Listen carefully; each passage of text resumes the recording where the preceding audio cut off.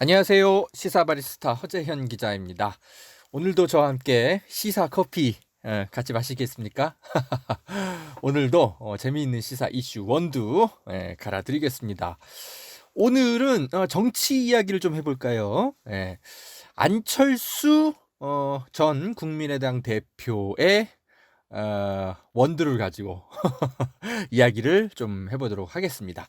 미리 말씀드리는데 안철수 의원 좋아하시는 분들은 이 방송이 불편할 수 있습니다. 그러니까 안 들으시는 걸 차라리 추천드리고요. 다만 안철수에 대해서 조금 비판적이었거나 좀 정확히 좀 알고 싶었다 이런 분들은 들으시면 재밌을 겁니다. 자, 안철수 전 의원이 정계에 복귀했죠. 과거처럼 영향력이 있을 거라고 여러분 생각하십니까? 글쎄요. 네. 찻잔 속 태풍도 아니고 뭐 벌써부터 그냥 찻잔이죠. 네. 아무 기대도 안 됩니다. 여론조사들 발표되는 걸 보면 그래요. 벌써부터 막 그런데 얼마 전에 이제 그 여론조사 결과를 하나 보니까 안철수 전 대표의 정계 복귀를 반대하는 그런 여론조사가 훨씬 더 그 퍼센테이지가 높게 나왔더라고요. 그 여론조사 전문기관 RN서치에서 얼마 전에 그 안철수 전 대표 정계 복귀에 대한 이제 설문조사를 했는데 정계 복귀에 반대한다는 응답이 무려 55%였고 찬성한다는 응답이 31%밖에 안 됐습니다. 그러니까 벌써부터 암울하죠. 안철수 전 대표 입장에서는 좀 그렇습니다. 근데 이게 단순히 이런 지금 그 뭐 반대 여론이 높다 뭐 이런 것만 중요한 게 아니라 지금 질적으로 좀 이 반대 여론을 좀 분석해 볼 필요가 있어요. 이게 더 암울합니다. 뭐냐면 문재인 대통령이 국정 운영을 잘 못하고 있는 편이다. 이렇게 해서 현 정부 비판층의 안철수 전 대표 정계 복귀 찬성률이 얼마냐? 48%밖에 안 됩니다. 그러니까 절반을 넘지를 못해요. 문재인 정부의 비판적인 사람들조차도 31%나 정계 복귀 반대한다. 안철수의 정계 복귀 반대한다. 이런 그 여론이 나왔어요. 그리고 중도 진보층 여기서는 정계 복귀 반대하는 여론이 여기도 55%가 나오고 찬성이 34%, 그리고 중도 보수층에서는 정계 복귀 찬성이 44% 정도밖에 안 됐습니다. 그리고 정계 복귀 반대가 44%. 그러니까 지금 그 안철수 전 대표의 이제 보통 좀 지지층들이 좀 중도층이라고 볼 수 있는데 여기서도 50%밖에 안 된다는 거예요. 대략 중도 이제 그 정계 복귀 찬성률이 벌써부터 암울하죠. 이게 왜냐면 사실 그 여러분 컨벤션 효과라고 들어보셨죠? 그러니까 이게 사실 안철수 전 대표가 지지율이 제일 높을 때가 지금이어야 되거든요. 기대치가 제일 높아야 될 때가 바로 지금부터이고 앞으로 계속 이제 깎여져 내려갈 텐데 벌써부터 이러니까 글쎄요. 앞으로 물론 안철수 전 대표가 어떤 이 국민의 여론, 국민의 호감을 확 사는 어떤 반전 카드가 확실한 게 있어야 되는데 지금 아직까지도 그게 벌써부터 그런 게 밑바닥에 벌써 드러나 보이죠. 그래서 굉장히 좀 암울해 보입니다. 안철수 전 대표 입장에서는 빨간불 수준도 아니고 지금 뭐 경고 카드 레드 카드 받은 것 같아요. 정치계를 떠나시라는. 좀 안타깝죠? 자, 오늘 안철수 전 대표의 이야기를 좀 해보겠습니다. 커피 여러분 준비하고 계십니까? 저는 원두 좀 내리러 다시 갔다 오겠습니다. 안녕하십니까, 김용민입니다. 반갑습니다. 우리 허재현 기자를 제가 알게 된 지 10년이 넘었는데요. 뭐랄까요, 한겨레에서 처음 봤는데 한겨레 기자답지 않음에 제가 항상 여러 가지로 인상이 깊었습니다. 한겨레 기자답지 않음이라고 하는 것은 칭찬입니다. 달리 이야기해서 엘리트 의식 없고요, 사회적 약자에 대한 따뜻한 시선을 항상 가진, 어쩌면 한겨레가 회복해야 할 그런 가치가 아닐까 하는 생각이 드는데 말이죠. 우리 허재현 기자가 참 어려운 과정들이 있었습니다만 이것이 더욱 허 기자를 단단하게 만들고 더 아래로 더 따뜻하게 만드는 그 어떤 과정이 아니었겠는가, 속성 과정이 아니었겠는가 생각이 듭니다. 리프액트 많이 사랑해 주시고 또 우리 허재현 기자의 유튜브 방송 널리 많이 알려주시고 구독해 주시고 또한 알람 기능 반드시 클릭해 주셔서 허 기자가 좀 더 큰 스피커가 될 수 있도록 적극적으로 도와주십시오. 김용민님도 응원하겠습니다.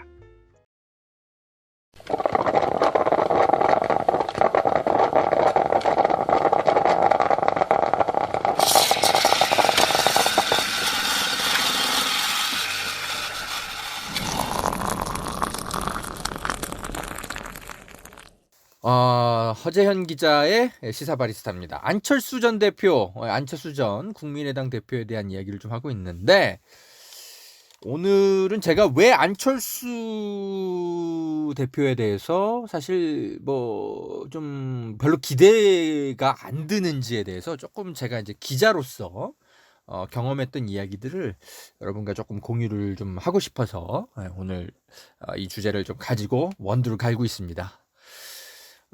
안철수 전 대표에 대해서 제가 처음으로 조금 이제 그 근접 관찰을 했다고 해야 될까요? 예, 그때 경험이 그때 처음에 이제 새정치 막 표방하면서 처음으로 이제 정계에 들어왔을 때 막 그 국민의 관심도가 막 집중될 때 있었잖아요. 맨 처음에. 그때 제가 안철수 대표를 인터뷰하기 위해서 한겨레에서 이제 허재현 네가 가서 안철수 전 대표 좀 가서 설득해봐. 뭐 이렇게 좀 지시를 받고 제가 이제 그때 토요판 팀에 있었을 때인데 주말판 만들던. 그래서 이제 그 우리 토요판 에디터 고경태 에디터였거든요. 그분의 이제 그 지시를 받고 안철수 전 대표를 이제 우리 그 한겨레 신문의 커버 스토리로 굉장히 그 이제 좀 성의 있게 다뤄주려고 했죠. 그 당시에는. 그때는 국민의 바람이 굉장히 이제 안철수가 도대체 누구인지 궁금하기도 하고. 굉장히 그 기대가 많을 때라 그때 이제 대선 앞두고 그때였는데 그때 이제 제가 인터뷰를 하러 갔죠. 인터뷰 이제 의뢰를 하러 갔는데 이제 당연히 안철수 전 대표를 바로 만나는 건 아니고 이제 언론 특보를 이제 먼저 이제 접촉을 해서 이제 어디 여의도 앞에 카페 같은 데서 만났어요. 근데 만나서 이제 이런저런 얘기를 하는데 도대체 이 사람이 얘기하는 새정치가 뭘까? 일단 뭐 호감도는 좀 굉장히 높아 보이고 이미지가 나쁘지 않은데 그래서 굉장히 기대를 하고 나는 뭐 한겨레 토요판 팀의 허재현 기자이고 어쩌고저쩌고 안철수 대표의 어떤 이제 구상 여러 가지 좀 듣고 좀 소프트하지만 굉장히 성의 있게 그 왜 그 당시에 SBS에서 뭐였죠? 그 힐링 캠프인가? 뭐 그 프로그램 되게 인기 많았잖아요. 그 좀 진솔한 어떤 이야기를 좀 담아서 좀 정치인의 색다른 인터뷰를 좀 해서 저희 한겨레 신문에 굉장히 크게 써드리겠다. 한겨레 독자들과 한번 처음 만나보시면 어떻겠느냐.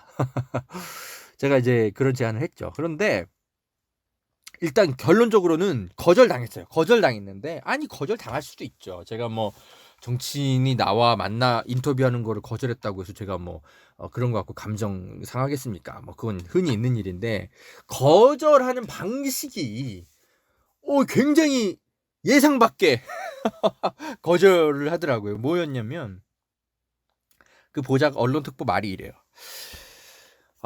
우리도 정치를 하는 사람인데요.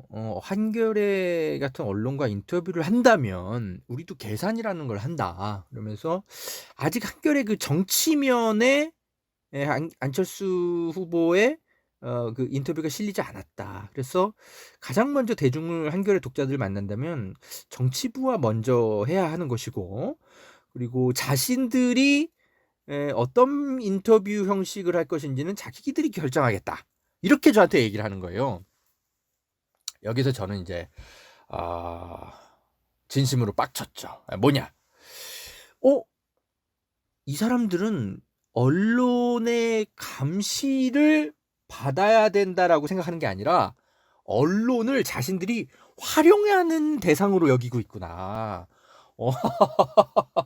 자신들의 어떤 이야기를 언론이 찾아와서 들어준다는 것에 고개 숙여서 감사하고 국민 앞에 겸허한 것이 아니라 자기들이 언론사에 어디에 이제 지면에 이게 자신들의 인터뷰가 실릴 것인지를 결정하고 활용할 것인지를 자신들이 갑이라고 생각하는구나.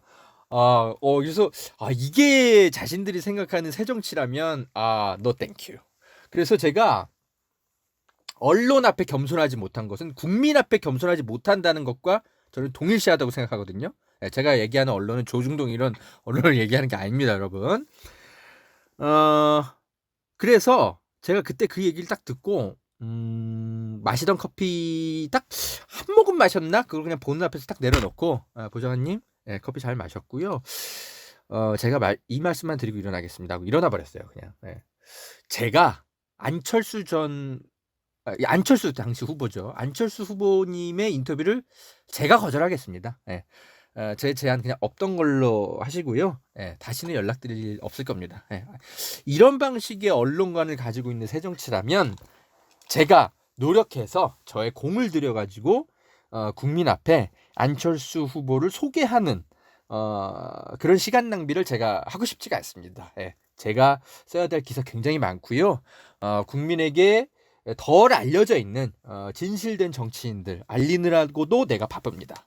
제가 안철수 대표의 인터뷰를 제가 그냥 거절하고 일어나겠습니다 하면서 제가 그냥 마시던 커피도 다 안 마시고 그냥 내려놓고 제가 먼저 커피숍을 일어나서 나가버렸어요. 저는 뭐 그런 사람입니다. 정치인의 말 한마디 듣고 싶어가지고 제가 막 수첩 막 이렇게 들고 다니면서 쫓아다닐 생각 조금도 없어요.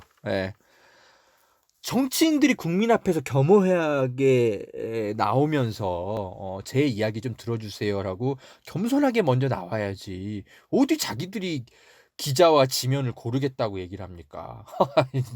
저는 제가 그렇게 무시당하는 건 국민이 함께 무시당한다는 기분이 들기 때문에 저는 그런 정치인들은 전 뒷공문이 쫓아다닐 생각이 조금도 없어요.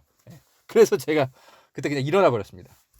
그러니까 나중에 한 몇 시간 있다가 그때 당시만 해도 금태섭 의원 이제 의원이 아니고 이제 거기 이제 무슨 정책 특보 같은 거였죠.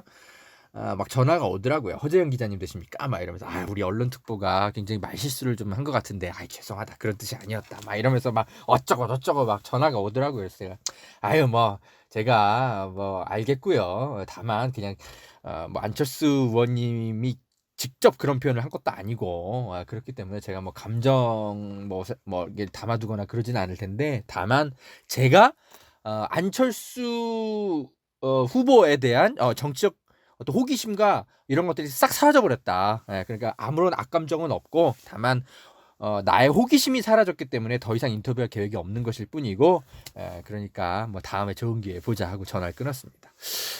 그래서 이제 제가 하고 싶은 얘기는 뭐냐면 안철수와 함께 새정치를 하겠다라고 모여있는 사람들이 좀 이상하구나. 그때부터 조금 제가 느낌이 좀 이상했습니다. 그런 거를 이제 설명드리고 그러면서 이제 안철수가 이제 하나하나 하는 이야기들을 쭉 이제 봤죠. 봤는데 계속 실망스러운 얘기들만 막 하는 겁니다. 대표적으로 정책. 국회의원 숫자를 줄여야 된다. 뭐 이런 얘기들을 하기 시작하더라고요. 여러분 이게 어떻게 보면 굉장히 개혁적인 이야기처럼 들리거든요. 왜냐하면 국회의원들에 대한 국민의 감정이 별로 좋지 않기 때문에 국회의원 수 줄여야 된다라는 이야기는 일단 대중들에게 환영을 받아요. 그렇지. 일도 안 하는 국회 없애버려야지. 국회의원 좋은 사람들 한 해 막 1, 2억씩 막 세비 받아가지고 하는 일도 없고 그냥 다 없애버려. 이런 게 사실 일반 대중의 평균적인 화풀이 감정입니다. 제가 이걸 이해 못하는 바는 아닌데요. 다만 책임 있는 그 정치인이라면 국민 감정에만 기대어서 국회의 여러 가지 그 문제들을 해결하려 해서는 안 되거든요. 안철수 후보가 근데 맥락 없이 갑자기 뜬금없이 그런 얘기를 확 하면서 자기는 국회의원 수를 줄이겠다 이런 얘기를 하더라고요. 자, 여러분은 어떻게 생각하실지 모르겠지만 저는 단언합니다. 국민들이 국회에 분노하고 있는 것은 국회의원 숫자가 많아서 단순히 분노하는 게 아니라 국회의원이 하는 일에 비해서 특권이 너무 많기 때문에 그 특권에 과도한 특권에 분노하고 있는 것이라고 저는 생각합니다. 그래서 국회의원의 숫자를 줄인다기보단 국회의원의 특권을 줄이는 방식으로 국회를 개혁하는 게 저는 훨씬 더 바람직하다라고 저는 결론을 내리고 있습니다. 제가 기자가 되기 이전에는 저도 안철수 후보처럼 그런 식으로 생각을 했었어요. 그런데 기자가 되고 나서 보니까 더 복잡한 것들이 굉장히 많더라고요. 그러니까 뭐냐면 국회의원이 마치 이렇게 다 놀고 있는 것처럼 보이는데 제가 이렇게 가만히 국회에 이렇게 출입하면서 보좌관들도 많이 만나보고 하는데 내물하게 좀 들여다보니까 국회의원이 모든 일을 다 하는 게 아니고 사실은 그들을 보좌하는 보좌관들이 일을 다 해요. 예. 그래서 그들이 행정부 감시를 하기 위해서 여러 가지 자료 요청도 하고 온갖 것들 일을 다 합니다. 그러니까 국회의원 자체는 형편없을 수 있어도 사실 그 국회의원과 함께 일하는 보좌관들은 사실 열심히 그 밑에서 뛰고 있어요. 행정부 감시를 위해서. 그래서 국회의원 숫자를 줄이게 되면 그만큼 행정부를 감시하고 견제할 수 있는 여러 연구 인력이라고 해야 될까요? 감시 인력들도 함께 줄겠구나라는 것을 제가 발견하게 됐습니다. 이건 기자가 되고 난 이후에 좀 발견하게 된 거예요. 그래서 단순히 이렇게 국회의원 숫자를 줄이는 것은 오히려 또 다른 부작용이 있겠구나. 오히려 국회의원에게 지급되는 월급을 좀 줄여가지고 국회의원과 함께 일하는 보좌관 수를 늘리든지 아니면 정책 개발 비용을 늘리든지 이런 방식으로 해서 국회의 문제를 해결하는 것이 더 바람직한 것이 아닌가. 에? 저는 그런 생각을 좀 하게 됐습니다. 그리고 우리나라의 국회의원 수가 300명인데 이게 그렇게 많다고 보기도 좀 어려운 게 다른 나라의 그랑 비교해봐도 그래요. 그 OECD 국가들 보면 평균적으로 이제 인구 한 6만 2천 명당 국회의원 1명 정도의 그 배정을 받거든요. 뉴질랜드 같은 경우는 좀 더 국회의원 수가 많아서 인구 1인당 인구수 한 3만 7천 명 대 의원 1명 뭐 이런 정도고요. 독일이 한 13만 명 대 1명 뭐 이런 정도입니다. 그러니까 OECD 이제 평균적으로 따지면 한 6만 명당 국회의원 1명 정도를 둬요. 그런데 우리나라는 그 17만 명 대 1명 이 정도 걸로 국회의원 수를 가지고 있어요. 예, 그러니까 OECD 전체 국가 중에 한 31위 정도 거의 뭐 최하위권이라고 하더라고요. 그러니까 너무 우리나라가 5천만 명 국민인데 너무 좀 국회의원 숫자가 조금은 더 늘어나도 될 형편인 거거든요. 이런 그 단순 그 비교만 해보면. 근데 그런 여러 가지 것들, 민주화 예전에 이제 그 시위 해가지고 그때 이제 13대 국회 그때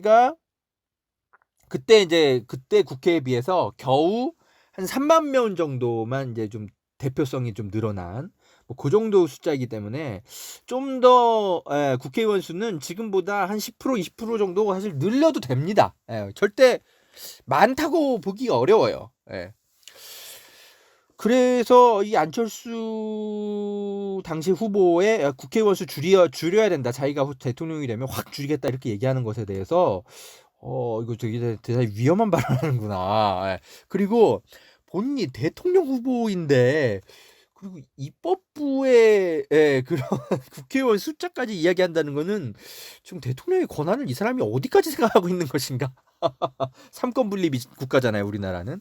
그래서 이 사람이 이야기하는 것이 별로 정교하지 못하다라는 인상을 제가 또 한번 받은 거죠.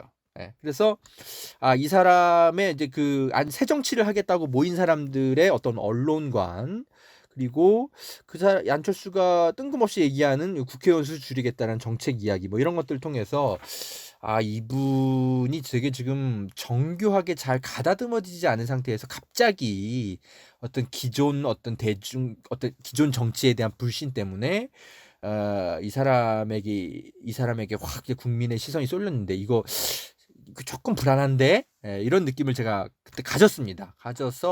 근데 이제 당시에 이제 그 안철수 당시 후보에 대한 이제 그 국민의 열망이 굉장히 커서, 그리고 이 정도의 뇌피셜만 가지고는 제가 뭐 안철수 문제 있다 이렇게 얘기하기에는 조금 아주 취재가 부족하기 때문에 제가 뭐라고 막 하진 않았어요. 뭐 트위터나 SNS에 전혀 쓰진 않았는데 다만 좀 불안하게 지켜봤죠. 예. 근데 뭐 어쨌든 결과적으로 안철수도 떨어지고 문재인 대표도 이제 박근혜한테 졌죠. 그래가지고 이제 최종적으로는 박근혜 씨가 대통령이 됐는데, 참 이분도 예, 안철수만큼 참 준비 안 된 분이 나중에 결국 대통령이 됐다는 걸 우리가 알게 됐지만, 아무튼 예.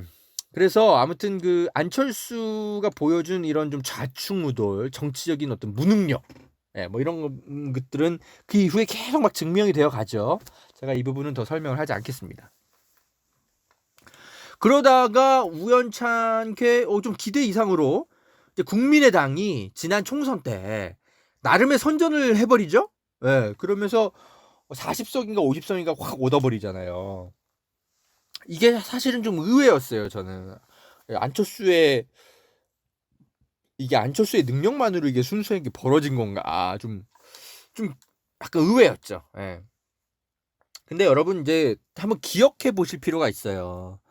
그때 당시 총선 때 호남에서 무슨 일이 있었냐면, 여론이 자꾸 그 경상도 출신의 민주당 대통령 또는 뭐 자유한국당, 뭐 새누리당 쪽 대통령, 뭐 이런 사람들만 계속 대통령에 10년, 15년 막 이렇게 되니까 호남 홀대론이 갑자기 그 지역주의 어떤 바람을 타면서 호남 홀대론이 굉장히 급부상합니다. 호남 유권자들한테. 그러면서 대통령은 문재인 뭐 민주당 뭐 이렇게 되더라도 국회에서만큼은 좀 다른 당을 좀 키우자 해가지고, 그래서 국민의당이 당시 호남에서 비례대표 쪽으로 굉장히 많은 몰표를 받습니다. 정당 지지율이. 그래서 마치 제2의 호남 정당처럼 갑자기 국민의당이 선전해버려요. 그래서 국민의당이 확 급부상을 하는데, 사실 전국적인 지지를 얻었다기보단 호남에서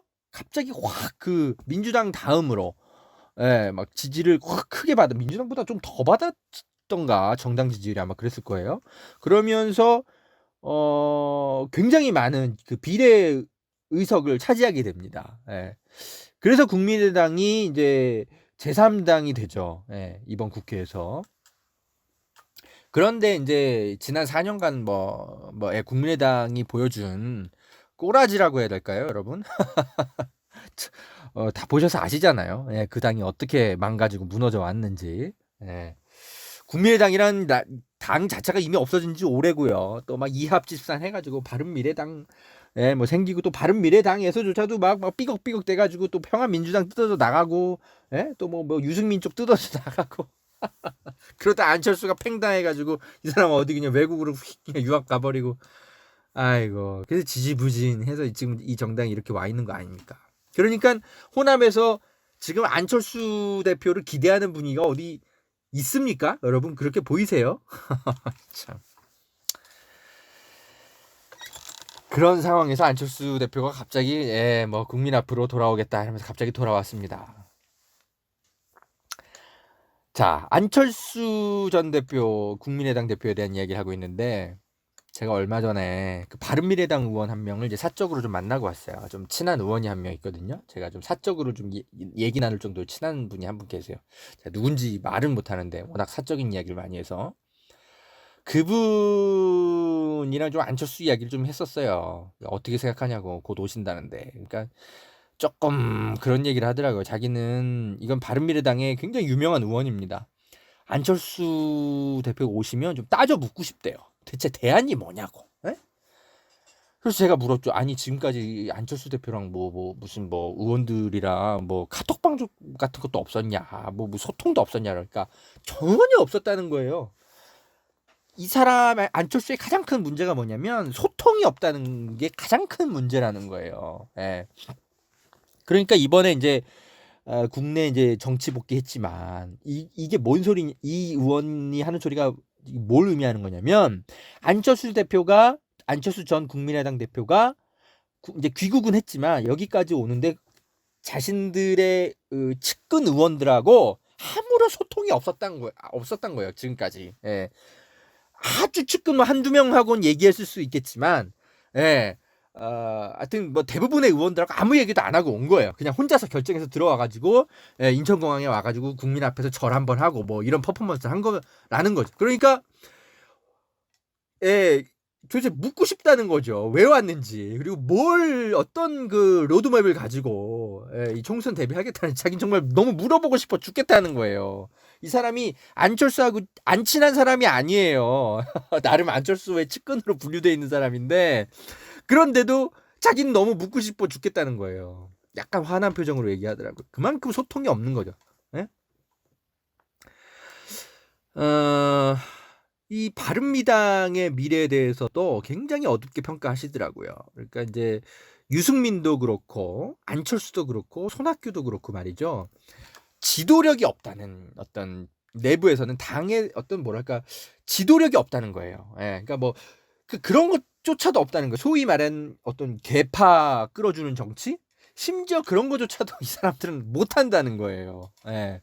그러니까 바른미래당이 주인 없는 정당처럼 이렇게 붕 떠 있는 이유가 그런 이유인 것 같더라고요. 보니까. 예. 그냥 막 손학규는 손학규대로, 유승민은 유승민대로, 안철수는 안철수대로, 예? 그리고 또 누구죠? 그 호남의 누구야? 그 이름 갑자기 생각이 안 나네.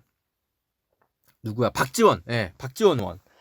다 따로 놀잖아요. 예, 그래서 아무것도 뭐가 이렇게 그 의견 취합이 안 되니까 맨날 막 서로 토라져가지고 각자, 예, 정당 차리고 있고. 참.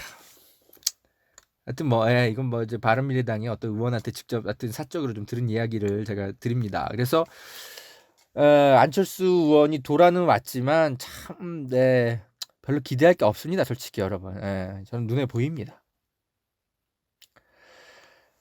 안철수 의원이 지금 그 돌아오자마자 한 것들을 그 보세요.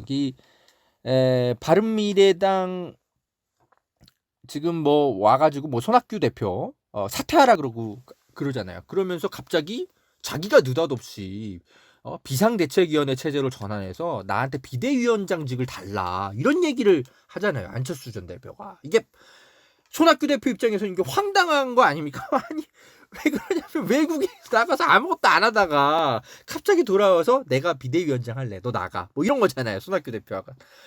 제가 뭐 손학규 대표 뭐 편들 생각도 없지만 안철수 전 대표가 이런 이야기 할 자격이 있습니까? 아니 뭐랄까 새누리당이 됐건 민주당이 됐건 갑자기 이제 비대위 체제가 되면 비대위원장을 외부에서 수혈해 오는 퍼포먼스라도 사실 다른 정당들은 하거든요. 근데 안철수 전 대표는 그런 것도 없고 내가 비대위원장 할래, 뭐 이러는 거잖아요. 이걸 당 내외에서 누가 공감을 하겠습니까? 국민이 감동하겠습니까? 바른미래당의 비상대책위원회 체제가 설사 만들어지더라도 이게 감동을 하겠냐고요, 국민이.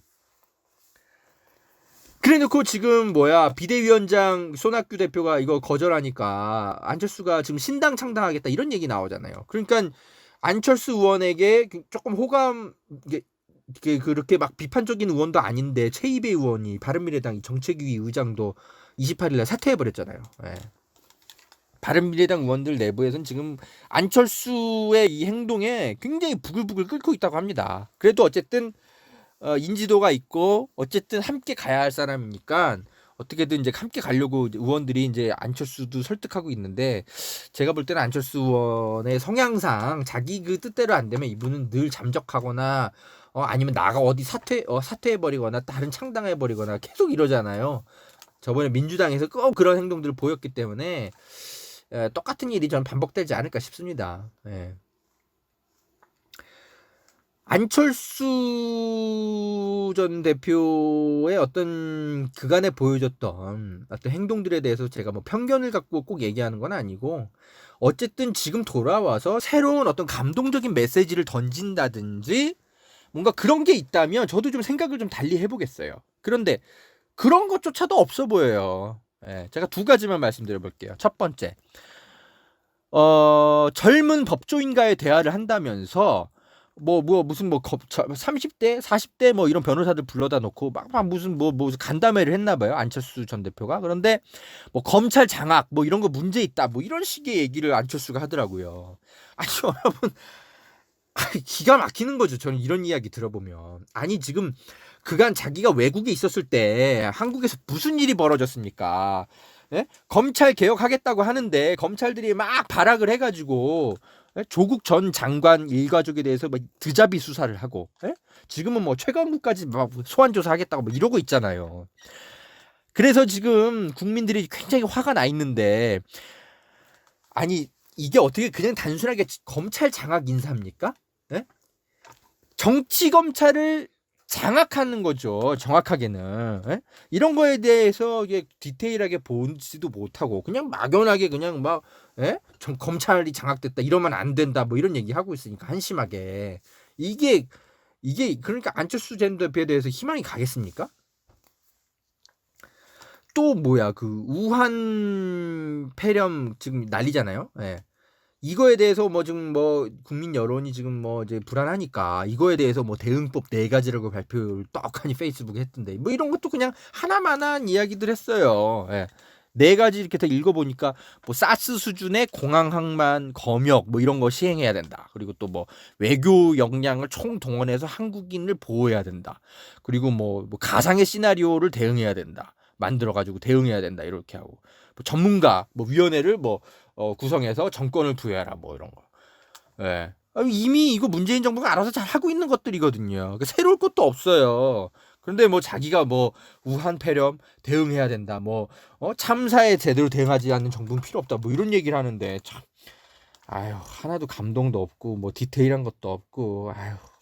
그러니까 주변에 이게 뭘 반증하는 거냐면 안철수 전 대표가 모든 부분에 사실 전문가는 아니잖아요. 이 사람 뭐 법조 전문가도 아니고, 예?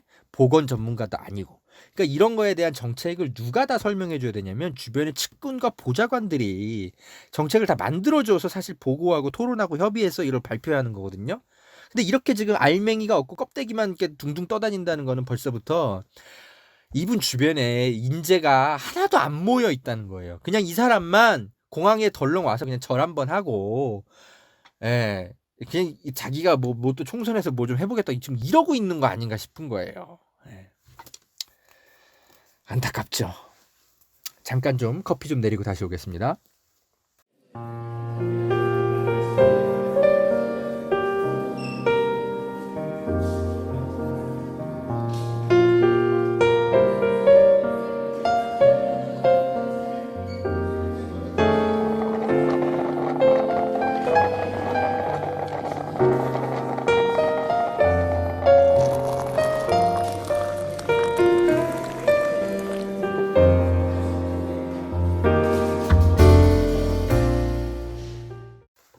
자, 제가 뭐 안철수 의원에 대해서 뭐 좀 비판적으로 말씀을 드리고 있는데 오해는 없었으면 좋겠어요. 저는 이분이 나쁜 정치인이라고 얘기하는 게 아닙니다. 예.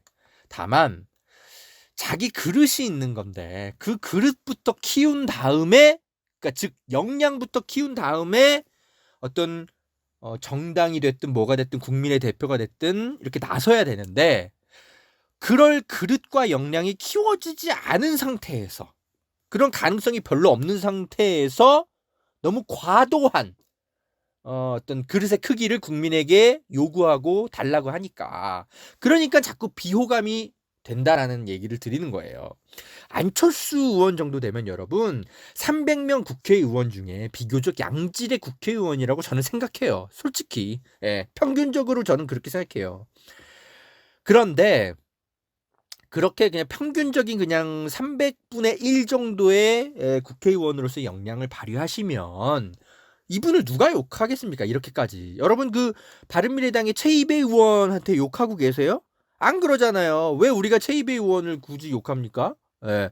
이 사람은 뭐야 그냥 그 바른미래당의 정책위 의장 정도 하다가 자기가 뭐 그릇이 안 되는 것 같으니까 그냥 사퇴하고 뭐 이러잖아요. 그러면 뭐 그러면서 어쨌든 그 사법 어떤 정치 개혁 뭐 이런 거에 대해서 자기 할 역할 하고 뭐 그러면 누가 최이배 의원한테 누가 불만을 갖습니까? 뭐 또 민주당의 뭐 표창원 의원 같은 분들 굉장히 국민적 인지도도 크고 뭐 여러 가지 뭐 안철수만큼 유명한 사람이잖아요. 그런데 뭐 표창원 의원이 내가 뭐 당 대표가 되겠다든지 원내 대표가 되겠다든지 뭐 나서서 뭐 설치는 거 보신 적 있으세요? 굉장히 겸손하잖아요. 예? 그러니까 당연히 표창원 의원에 대해서는 국민적 호감도가 높은 거예요. 근데 안철수 의원을 보면 그만큼의 그릇과 역량을 국민에게 입증시킨 적도 없고 메시지 하나하나마다 빈 껍데기인 게 막 보이는데 너무 과도한 그릇의 크기를 달라고 하니까 그러니까 국민적인 호감도가 하나도 안 생긴다는 말씀을 드리는 거예요. 제가 뭐 나쁜 정치인이라고 입을 욕하는 게 아니라 예. 자유한국당의 대부분의 국회의원들은 저는 계속 날카롭게 비판할 겁니다. 이 사람들은 저는 위선적인 정당이라고 생각해요. 사실상 유사 정당이라고 저는 생각해요. 그냥 이익 집단이죠. 자기들이 이해관계 때문에 국민들 막 눈속임 해가면서 말도 안 되는 주장들 하고. 다만 그런데 이제 뭐 바른미래당이라든지 뭐 이런 정당에 속한 의원들은 위선적인 정당이라기보단 좀 그냥 무능력하다고 해야 될까요? 예. 그냥 골에서 그냥 안타까운 것일 뿐인 거지. 좋은 사람들이긴 한데 역량이 부족해서 문제인 거예요. 당대표가 누가 됐건. 그래서 제가 바른미래당에 속한 의원들과는 일부는 저는 진짜 사적으로 친하게 되는 게 가능한 의원들이거든요. 이 사람들은. 만나서 얘기하다 보면 합리적인 보수주의자들이라는 게 제가 느껴져요. 그러면 저랑은 이야기가 통하는 거죠. 에? 그런데 역량이 부족한 사람들에게 나라를 맡겨서는 큰일 나겠다. 예. 그냥 원오브댐의 국회의원들로서는 얼마든지 저와 이야기할 수 있고 서로 자문을 하고 저는 또 조언도 받고 제가 조언을 해주기도 하고 이런 게 가능한데 나라를 운영하겠다라고 나서는 데 있어서는 그러면 저는 비판적이 될 수밖에 없죠. 그래서 제가 오늘 방송 마치면서 하고 싶은 얘기는 안철수 의원 좀 더 분발하셔야 됩니다. 이래 가지고는 국민 어느 누구도 안철수 의원에게 호감을 가질 수가 없어요.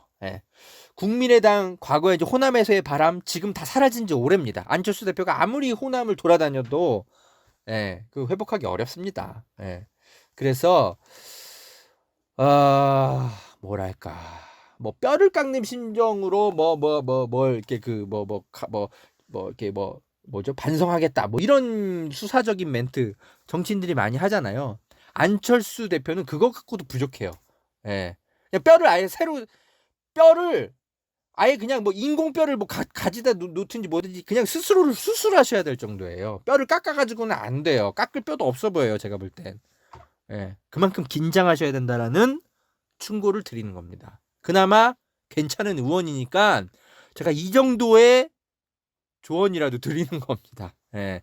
제가 뭐 홍준표 대표나 자유한국당의 여러 누구야 그 뭐 황교안 전 총리나 이런 사람들은 이런 얘기조차도 안 해요. 그냥 이들의 위선을 밝히느라고도 제가 바쁘기 때문에 뭐 뼈를 깎거나 말거나 그 사람들은 제가 신경도 안 쓰는데 안철수 전 대표는 그런 사람은 아니라고 보는 거거든요. 그러니까 제가 굳이 이렇게 시사바리트에서 이게 한 30분 정도 시간을 할애해서 이 정도로 국민이 당신에게 호감이 없으니까 제발 분발하십시오라고 충원을 드리는 겁니다. 자, 오늘 시사바리스타 안철수에 대한 이야기 해봤고요. 다음에 또 안철수 전 대표가 그래도 좀 희망적인 어떤 좀 모습을 보이면 그때 다시 좀 소환하죠 뭐. 자, 시사바리스타 허재현 TV 유튜브는 아직까지는 여러분의 후원금과 뭐 이런 거에 좀 의존하고 있습니다. 여력이 되시는 분들은 제작 비용 마련에 좀 십시일반 좀 부탁드리고요. 구독과 좋아요 좀 많이 눌러주십시오. 저는 또 다음에 좋은 주제를 갖고 찾아뵙겠습니다. 여러분 안녕.